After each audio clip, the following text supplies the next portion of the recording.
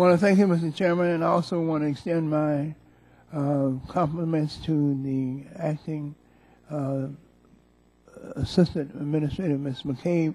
I want to welcome you again to this committee, subcommittee hearing. Mr. Chairman, I want to also thank you for holding this hearing today on what you have called the Ratepayer Protection Act of 2015. Mr. Chairman, a more appropriate and fitting title for this legislation before us would be the Just Say No to the Clean Power Plan Act, which is a fitting description of what this legislation attempts to do.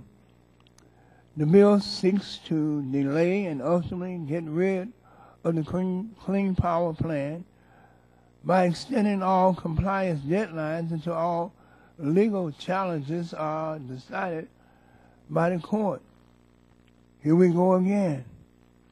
Under this legislation, the time period for all Clean Power Plan compliance and submission deadlines would be extended until 60 days after the final rule appears in the Federal Register, and only after, and I quote, judgment becomes final and no longer subject to further appeal or review.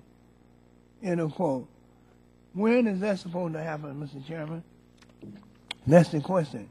Again, to delay is to deny. And this certainly is the Just Say No bill. Just Say No to the Clean Power Plan Act. Mr. Chairman, at first glance, this bill, the purposes of this bill and language may seem innocuous.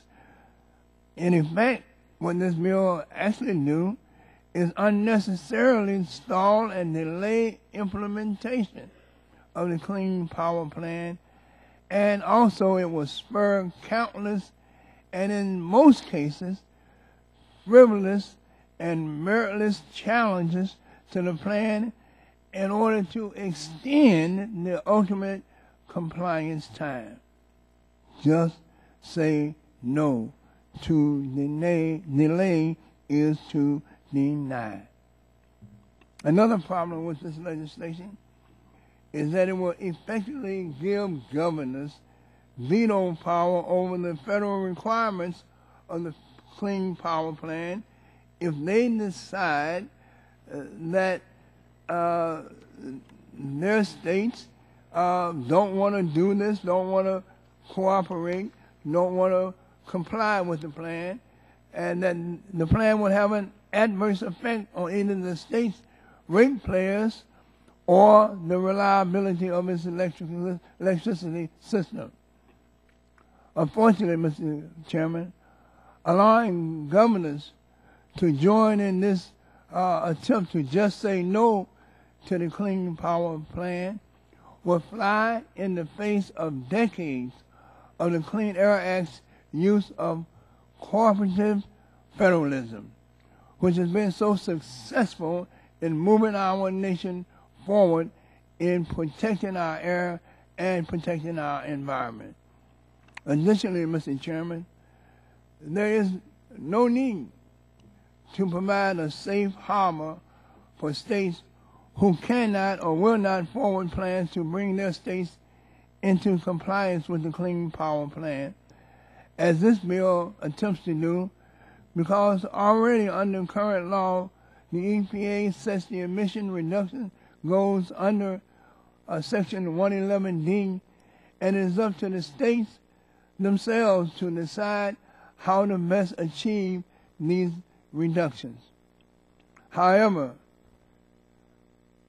Section 111D states that if states refuse to present a plan that will reduce carbon emissions from existing power plants, then the EPA, the good old EPA, will step in with a federal 111D plan to ensure that these environmental risks are addressed to the benefit of this nation as a whole. Mr. Chairman, it would indeed set a dangerous precedent to both the Clean Air Act and to the overall public health if Congress were to enact a law that would allow 50 governors to simply veto federal environmental policy that they did not like or that they do not agree with. The Clean Air Act's use of cooperative federalism has been a cornerstone in moving our nation forward in its environmental protection policies. And this bill has the potential, the stark potential, to undo decades worth of progress that we have seen and witnessed in this area. The provisions in this bill will make it too easy for a governor to just say no to reducing harmful emissions from power plants, the number one emitters of carbon dioxide, if they found that these regulations would be too burdensome to act. Mr. Chairman, I think we should think long and hard, consider what we're doing before we can go down this slippery slope and give individual states the power to turn back the clocks to the dark days on what we have been so very successful so far in terms of our environmental protection policies.